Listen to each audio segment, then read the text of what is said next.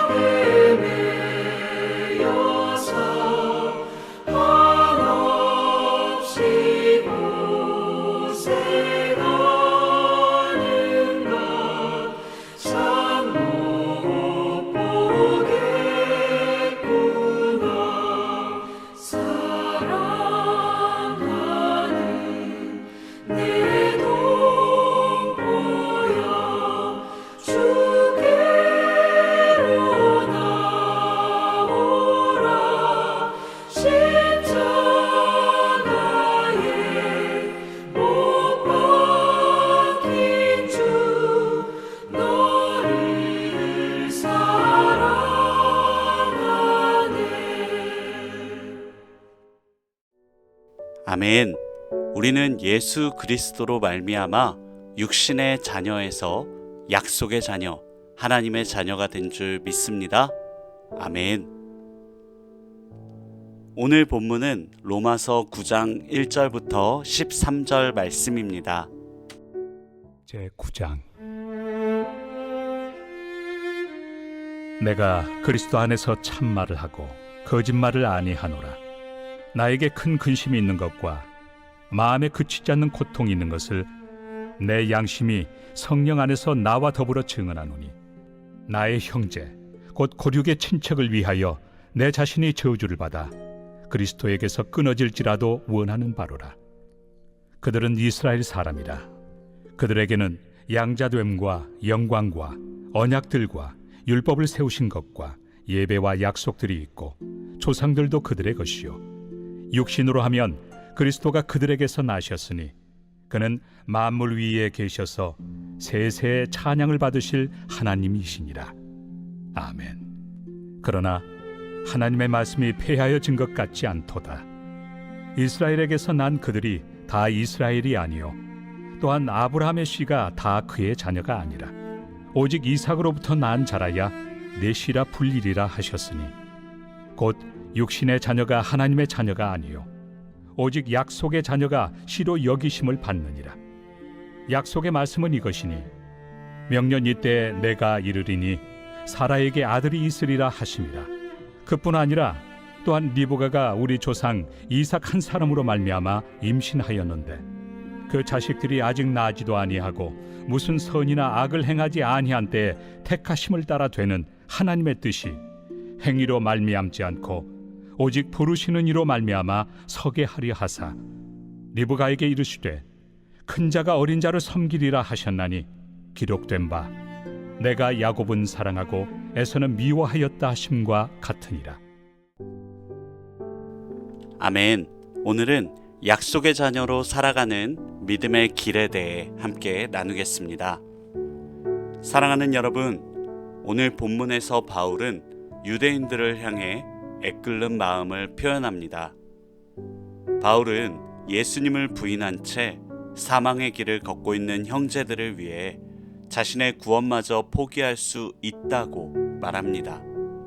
그리고 구원이 사람의 열심이 아닌 하나님의 주권적 은혜에 달려 있음을 고백합니다. 바울의 이 고백은 삶의 자리에서 성도된 우리가 어떤 믿음의 자세를 가져야 하는지 돌아보게 합니다. 하나님의 자녀된 우리가 삶의 자리에서 기억해야 할 믿음의 자세는 무엇인가요? 첫 번째, 하나님의 자녀는 외적인 조건이 아니라 믿음으로 구별된다는 사실을 기억해야 합니다. 바울은 이스라엘이 많은 특권을 받았다고 이야기합니다. 그들은 하나님의 은혜를 받았고 율법을 소유했으며 제사장 나라로서 사명을 부여받은 민족이었습니다. 말 그대로 그들은 하나님께 특별히 선택받은 민족이었습니다. 그러나 바울은 이스라엘이 외적 특권을 이유로 구원받은 것이 아님을 설명합니다. 그 예로 이삭과 이스마엘의 비유를 듭니다. 그 사례로 알 수 있는 것은 믿음을 통해 거듭난 사람이 하나님의 자녀라는 것입니다. 사랑하는 여러분, 바울의 이 고백은 오늘 우리를 향하고 있습니다. 우리는 하나님의 은혜로 성도가 되었습니다. 성도는 외적 조건이 아닌 믿음으로 구별됩니다. 믿음은 자신이 아닌 하나님을 자랑하게 합니다. 따라서 우리가 자랑할 것은 벌레만도 못한 나를 사랑하신 하나님의 은혜밖에 없습니다. 우리의 그 어떠한 조건도 구원받는 데에 영향을 미치지 못했습니다. 오로지 하나님의 은혜로 우리는 하나님의 자녀가 되었습니다. 이 믿음으로 하나님의 은혜와 사랑을 선포하는 성도가 되기를 소원합니다. 둘째, 우리는 하나님의 택하심이 그분의 주권에 달려 있음을 알아야 합니다. 바울은 이 사실을 논증하기 위해 리브가의 두 아들 에서와 야곱을 예로 들어 설명합니다. 그들은 쌍둥이였지만 하나님은 그들이 태어나기도 전에 야곱을 선택하셨습니다. 이는 그들의 행위와 관계없이 오직 하나님의 부르심에 따라 이루어진 선택이었습니다. 이 사실은 우리가 하나님의 은혜에 깊이 감사하게 만듭니다. 우리가 하나님께 선택받은 것은 우리의 공로나 능력이 아닙니다. 전적으로 하나님의 뜻과 은혜에 달린 것입니다. 이 사실을 믿는 모든 성도는 겸손과 경외함으로 하나님께 순종할 수 있습니다. 즉, 하나님의 자녀가 믿음으로 구별된다는 사실을 기억한다면 그 믿음마저 하나님이 당신의 주권대로 우리에게 허락하셨음을 믿을 수 있습니다. 사랑하는 여러분, 우리에게는 구원받을 만한 자격이 없습니다. 하지만 하나님은 그런 우리를 사랑하셔서 구원하셨습니다. 그리고 우리를 제사장 삼으셔서 세상에 당신의 뜻과 마음을 전하게 하셨습니다. 하나님의 주권에 감사하며 세상을 향한 그리스도의 증인으로 사는 저와 여러분이 되길 원합니다. 마지막으로 우리는 매 순간 하나님의 약속 안에서 믿음으로 반응해야 합니다. 하나님의 택하심은 특권이 아닙니다. 택함받은 사람에게는 부르심에 대한 합당한 반응과 책임이 요구됩니다. 야곱은 하나님의 약속에 따라 태어났지만 자신의 뜻과 욕망을 쫓았던 사람이었습니다.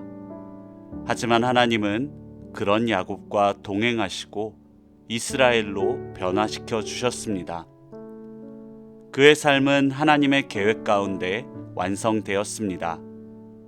하나님의 자녀로 부름받았다면 그 부르심에 합당하게 살아야 합니다.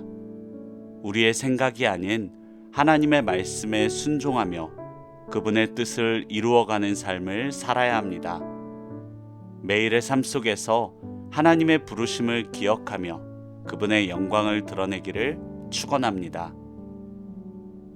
사랑하는 여러분, 우리는 전적인 하나님의 선택과 은혜로 구원받았습니다. 외적 조건이 아닌 은혜로 하나님의 자녀가 된 우리는 그 부르심에 감사하며 살아야 합니다. 삶의 자리에서 부르심에 따라 세상에 하나님의 선하심을 전하는 성도로 살기를 원합니다. 아멘.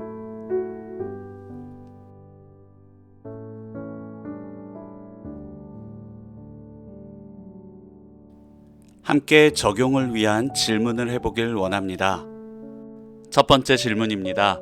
나는 하나님의 주권적 선택에 감사하며 살고 있습니까?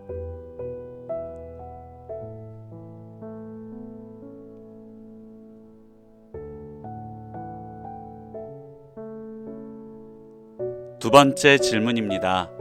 나는 외적인 신앙 형식이 아닌 내면의 믿음으로 하나님께 반응하고 있습니까?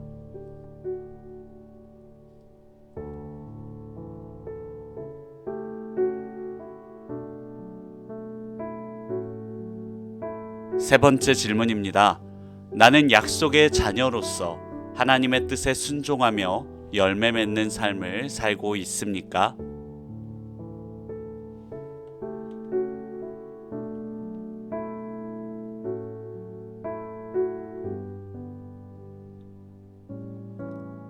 아멘. 함께 기도하고 묵상을 마무리하도록 하겠습니다. 하나님, 부모의 신앙이나 자신의 노력이 하나님의 자녀가 되는 조건이 아님을 인정하고 마음에 새깁니다. 자비로우신 하나님의 주권적 선택을 받은 자로서 감사하며 다른 이들의 구원을 위해 무릎 꿇는 우리가 되길 원합니다. 실패하지 않으시는 약속의 말씀으로 우리를 하나님의 자녀답게 빚어 가시는 오늘이 하루가 되길 소망합니다. 예수님의 이름으로 기도합니다. 아멘.